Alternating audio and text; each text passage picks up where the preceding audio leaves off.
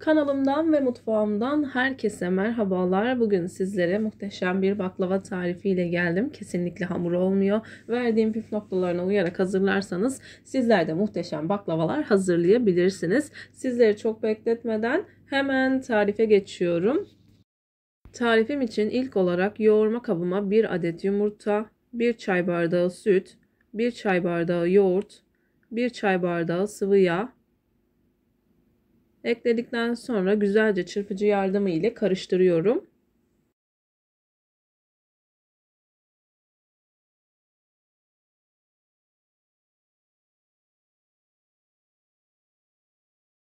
İyice karıştırdıktan sonra bir çimdik tuz atıyorum. Tuzu önceden de atabilirsiniz. O anda aklıma geldiği için o anda attım.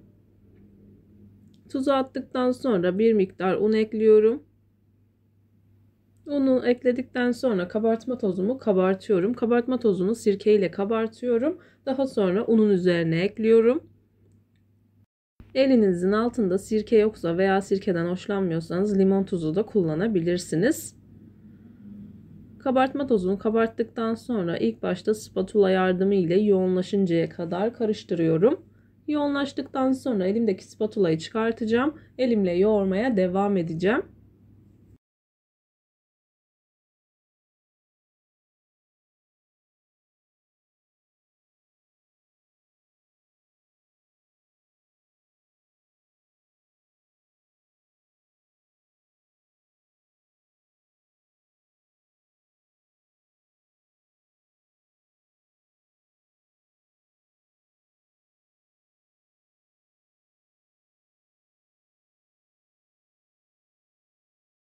Hamurum yoğunlaşmaya başladı. Elimdeki spatulayı çıkartıyorum. Elimle yoğurmaya devam ediyorum. Ben toplamda 5 bardak un kullandım. Unun markasına göre değişiklik gösterebilir. Sizler daha az veya daha çok kullanabilirsiniz. Lütfen ununuzun birinci kalite olmasına dikkat edin. Böreklik ve baklavalık olmasına dikkat edin. Hamuru güzelce yoğurduktan sonra mutlaka masada da birkaç dakika kadar yoğurmanızı tavsiye ederim. Ben hamurumu yoğurmaya devam ederken buraya kadar gelmiş olan siz değerli takipçilerimden her zaman olduğu gibi ricam yoruma kalp olur, emoji olur veya tarifim hakkında farklı bir fikriniz varsa bunu da benimle paylaşabilirsiniz. Ayrıca videolarımı sevdiğiniz kişilerle de paylaşarak bana bu şekilde destek olabilirsiniz.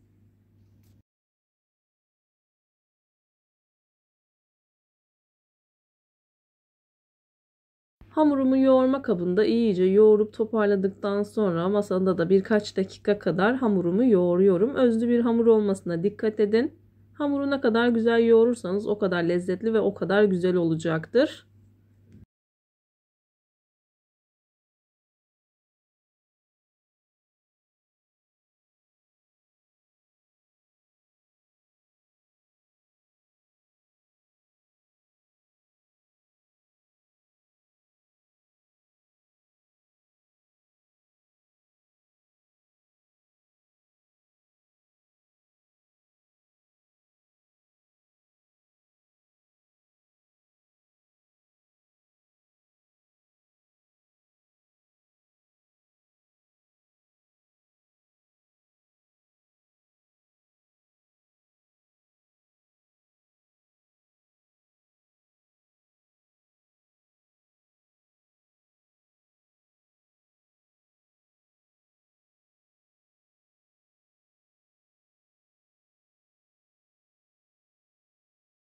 Hamurumu iyice yoğurup toparladıktan sonra hamur kartı ile 6 eşit parçaya bölüyorum. Bazı parçaları büyük gelebilir. Elinizle toparladıktan sonra büyük gelen kısmı küçük olan bezelerin üzerine ek yapabilirsiniz.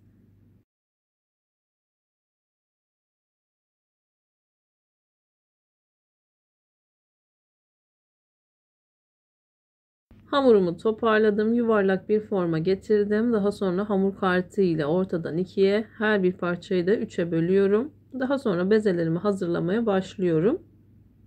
Bezeleri hazırladıktan sonra silindir şekline getireceğim. Silindir şekline getirdikten sonra her bir bezeyi 10 parçaya böleceğim. Daha sonra küçük küçük bezelerimi hazırlamaya başlayacağım.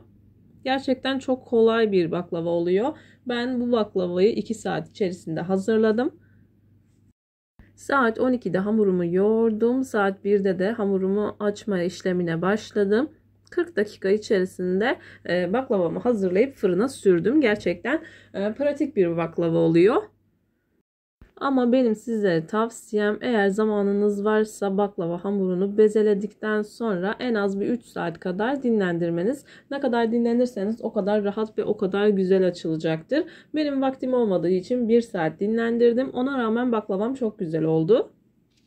Bezeleri hazırladıktan sonra silindir şekline getiriyorum. Hamur kartı ile 10, 11, 12'ye kaç parçaya bölebiliyorsanız o kadar bölebilirsiniz.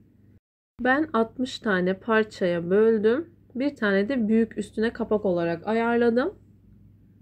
Lütfen üzerine kapak olarak ayıracağınızı 3 tane küçük beze olacak şekilde ayarlayın. Zaten açtığınız zaman büyük gelirse kenarlarından keserek kapağınızı çok güzel bir şekilde hazırlayabilirsiniz. Videoda görüldüğü gibi bu şekilde bir tane büyük, 60 tane küçük beze olacak şekilde ayarladım. Üzerini kapattıktan sonra ben 1 saat dinlendirdim. Sizlere tavsiyem 3 saat dinlendirmeniz.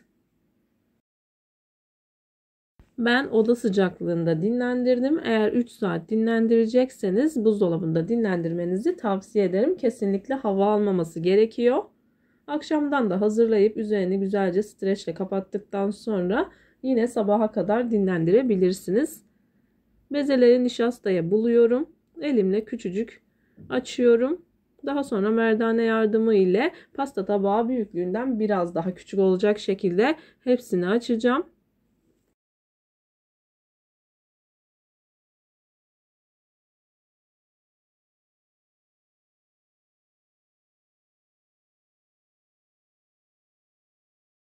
Bezelerin hepsini bu boyutta açtıktan sonra her bir bezenin üzerine yarım yemek kaşığından biraz daha fazla nişasta ekliyorum. Nişastayı bol kullanmaya dikkat edin. Eğer az kullanırsanız hamurların hepsi yapışacaktır ve tek bir beze haline gelecektir. İlerleyen dakikalarda kullandığım nişastadan dolayı katlarımı tek tek sayabilirsiniz. Baklava yaparken buğday nişastası kullanmanızı öneriyorum ama elinizin altında mısır nişastası varsa mısır nişastası da kullanabilirsiniz veya ikisini karıştırarak da kullanabilirsiniz. 10 katı tamamladıktan sonra bu şekilde elimle bastırıyorum, kenara alıyorum. Ben ikişer ikişer olarak hazırladım.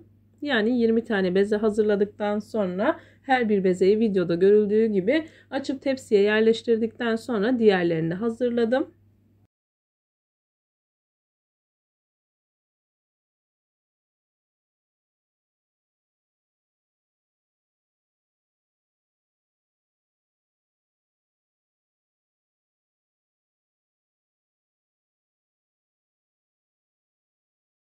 Bezeler zaten küçük olduğu için isterseniz tam tepsi boyutunda açabilirsiniz veya biraz daha büyük açıp kenarlardan rulet yardımı ile kestikten sonra kestiğiniz kısımları içerisine saklayabilirsiniz. Videolarımda yapmış olduğum tariflerin elimden geldiği kadarıyla püf noktalarını vermeye çalışıyorum. Ama yine de aklınıza takılan herhangi bir şey olursa yorumlara yazarsanız gördüğüm zaman sizlere dönüş sağlarım. Yine aynı zamanda videonun altındaki açıklama kısmına malzeme listesini tam not olarak ekleyeceğim. Dilerseniz oradan da bakabilirsiniz. İlk katımı yerleştirdikten sonra parçaları da üzerine yerleştiriyorum. Daha sonra eğer isterseniz her onarlı parçanın arasına biraz ceviz, en ortaya da biraz fazla ceviz koyarak baklavanızı hazırlayabilirsiniz veya sadece orta kısma koyabilirsiniz. Hemen sizlere hamurun kesinlikle yapışmadığını yakından paylaşmak istiyorum. Videoda görüldüğü gibi katları tek tek açılıyor.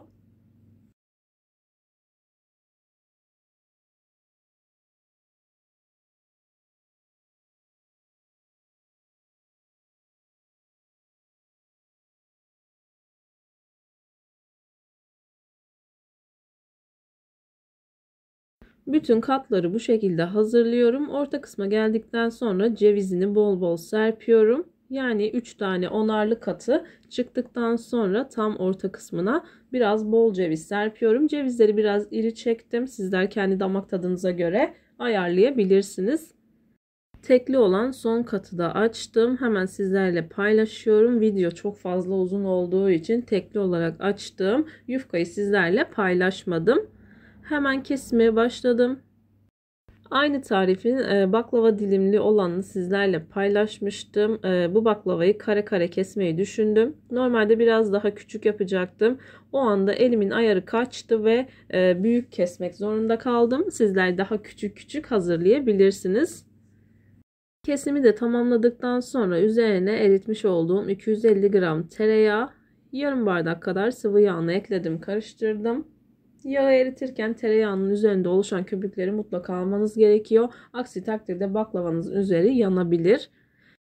Baklavayı 150 derecelik fırına gönderdim. Toplamda 1,5-2 saat kadar pişecek. Baklavayı düşük ayarda ve kontrollü bir şekilde pişirmeye dikkat edin. Şerbeti için 5 bardak şeker, 5,5 bardak suyu ekledikten sonra iyice karıştırıyorum. Daha sonra kaynama aşamasına geldiği zaman bir çeyrek limonu sıktıktan sonra içerisine atıyorum. 25-30 dakika kadar kaynaması yeterli olacaktır. Ben 28 dakika kaynattıktan sonra ocağın altını kapattım. Bu arada baklavam da fırından çıktı. Baklavanın kesinlikle soğuk olması gerekiyor. İsterseniz saatler öncesinden baklavayı hazırladıktan sonra şerbetinizi sonradan da hazırlayabilirsiniz.